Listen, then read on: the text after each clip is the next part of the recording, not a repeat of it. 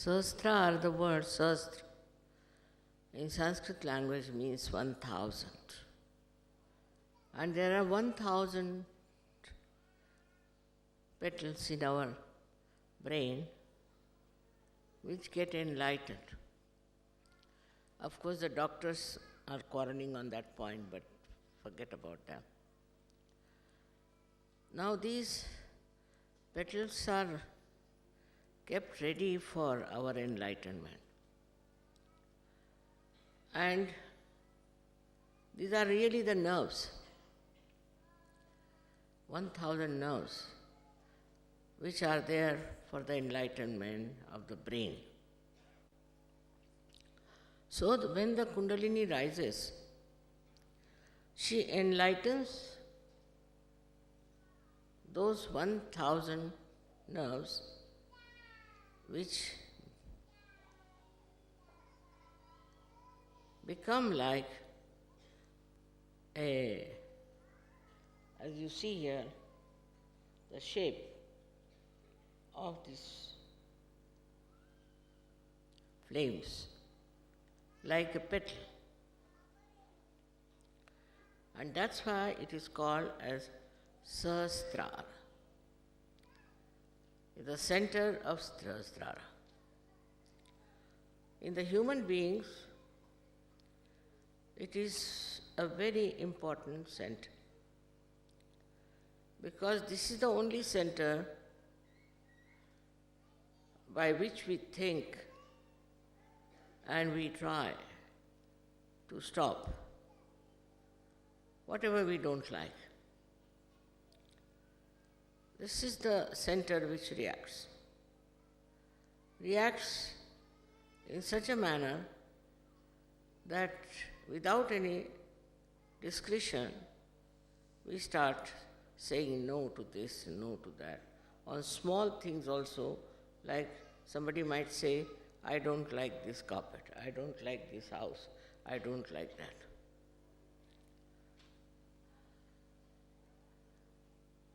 This language itself shows that who are you? First find out. But you cannot become yourself unless and until this Sahasrara, this brain is opened out and the Kundalini becomes with the one with the Param Chaitanya. Before that, you are in complete ignorance about what is good and what is bad. Whatever you think for this brain is good, you do it. But whatever is really good, you do not know. Because you do not know the reality. Now we have to understand the consciousness that we have. Consciousness of being alive, consciousness of so many things we have, and the so-called knowledge we have about everything. All that consciousness is stored near the liver, for your information, by this diaphragm. But then this consciousness starts rising higher and higher. Then you become aware. In the evolutionary process, you become aware of things. Without going through your brain, you just become aware. And how? Not by thinking, not by understanding or seeing, but you become aware because your brain has now started working in a manner that's very, very sensitive. So you just become aware of some sort of a fear or maybe some sort of a goodness or anything. But it goes even further. The growth of consciousness, which becomes aware, goes further, where you start liking a person or disliking a person. But still it's nothing definite and sure. You dislike a person because he has a particular type of a face, maybe eyes or maybe anything. Or maybe because you have known somebody who has been very nice. So you start transferring that image onto others. With these transferred images, you can hate or love someone. Then you start saying, I hate this, I hate that, which has no actually substantial meaning. You hate it because perhaps maybe such and such person looks like somebody. Now you go further with it, then you see that such and such person, now I'm not talking about things but about persons, such and such person has done this harm to me, something positive. So you start feeling that you should hate that person. Now you start hating that person. With that hatred, you develop new faculties how to harm that person. Then you start thinking how to destroy that person, how to make his life miserable. Then you may beat that person, you may shout at that person, you may try to kill that person, you can do anything. So now the awareness is going towards other direction, which is darkness, which is not light. Because in the light you won't do such a thing. In the light you see everybody is sitting, you know how far you are, where you are sitting. If you want to go out, you know how to walk out. But when in the darkness you are there, you just don't understand. And you go on behaving in a manner which cannot be explained otherwise, except that because you are a human being. Animals don't do that. Animals have limitation. The animals, if they find something wrong, something absolutely harmful to them, then they will attack or run away. But they do not carry a kind of a hatred or anything, but they can carry the impression of fear, could be of some sort of a harm done to them. But human beings are not like that. Human beings don't have any particular reason as such to hate someone.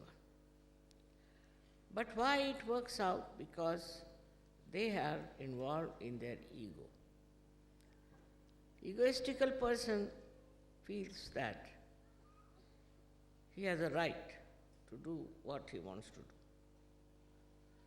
He can kill anybody, he can bomb anyone, he can do whatever he likes. But a person who is not doing that is the other way around, is frightened. He's afraid of someone. Now the awareness moves on. This is a subtler awareness, because if you are afraid of somebody, you would not like to go to his house, you will avoid him in the street. All things you can do. So all this kind of knowledge about other human beings also accumulates in your mind. Then this thing starts working on a collective level. Because you think this group is very bad, they are good, these are bad, they are excellent, like that. It works on. In your own mind, you think that somebody has a group and the other group is better or that group is better. And collectively then you start working out your whole temperament, your awareness. Like once people decide that, say, for example, that black people are to be finished. So all the white people can join together. Or like at the time of Hitler. He decided that all other human beings but Germans were useless. So he gathered people around his thought and ideas, and this collective awareness just comes to, I don't know how, but it enters into the minds of men. They never challenge it, they never ask it whether it is correct or not. So this grows more and more and more, and then it becomes like a country-wise, you can say, an awareness of this kind of a feeling. But whether it is correct or not is not understood, is not known. So what is important, that you should know reality, you should know exactly what is right and what is wrong.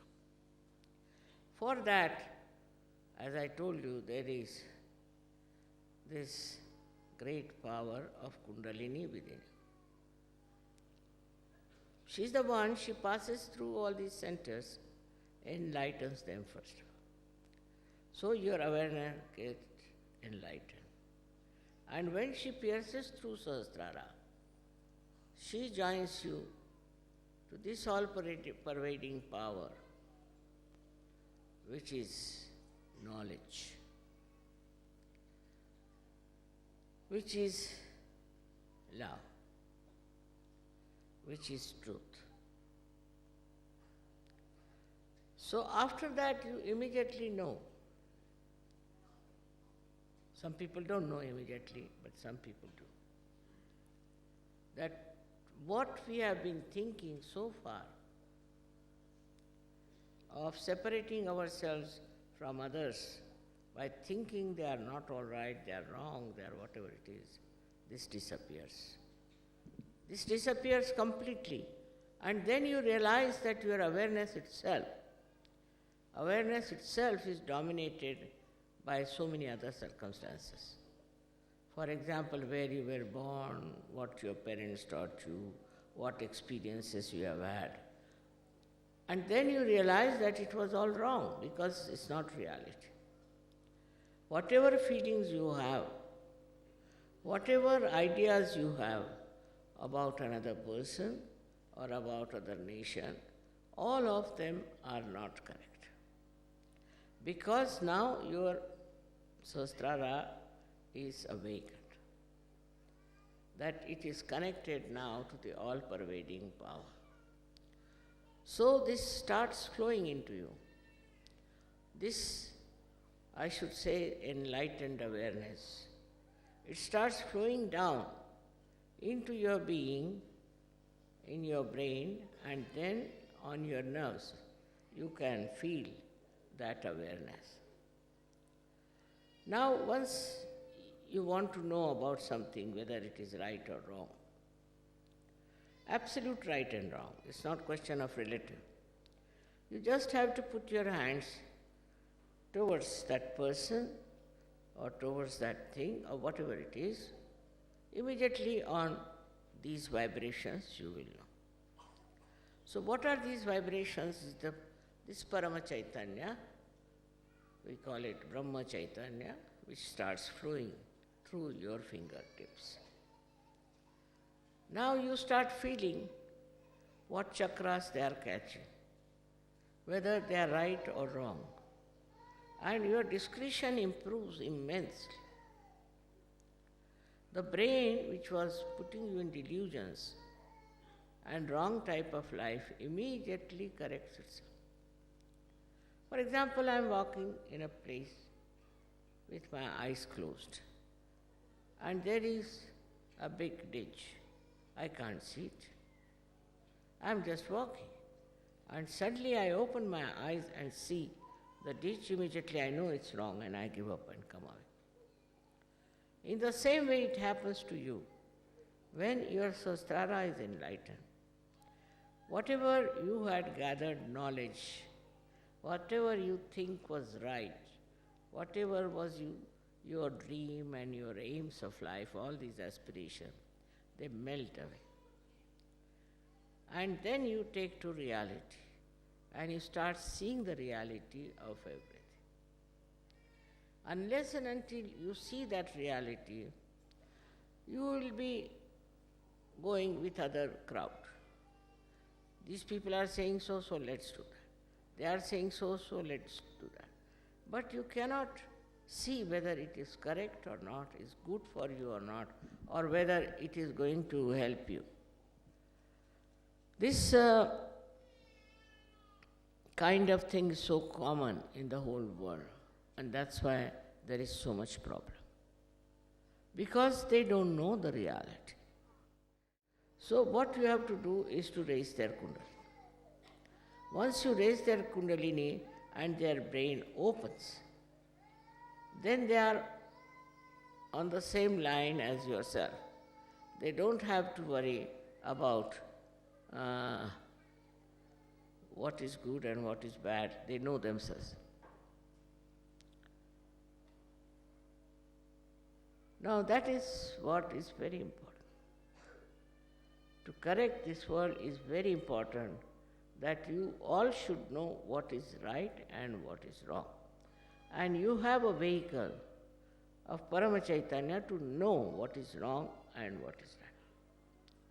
Now this trend starts moving, and as you see, there are so many people today with their open Sahasrara. So opening Sahasrara was the most important part of the evolutionary process. All the evolution process brought human beings to what level? We had wars, we had all kinds of silly programs by which we really ruined so many countries, so many people. Now when you are one with that all-pervading power, it's a pure power. It's a nirmal power, absolutely pure power. That gives you complete sense and complete understanding as to how you should move, how you should live, and what you should have. This is what is self-realization, they say. But I would say that self-realization is much further than that.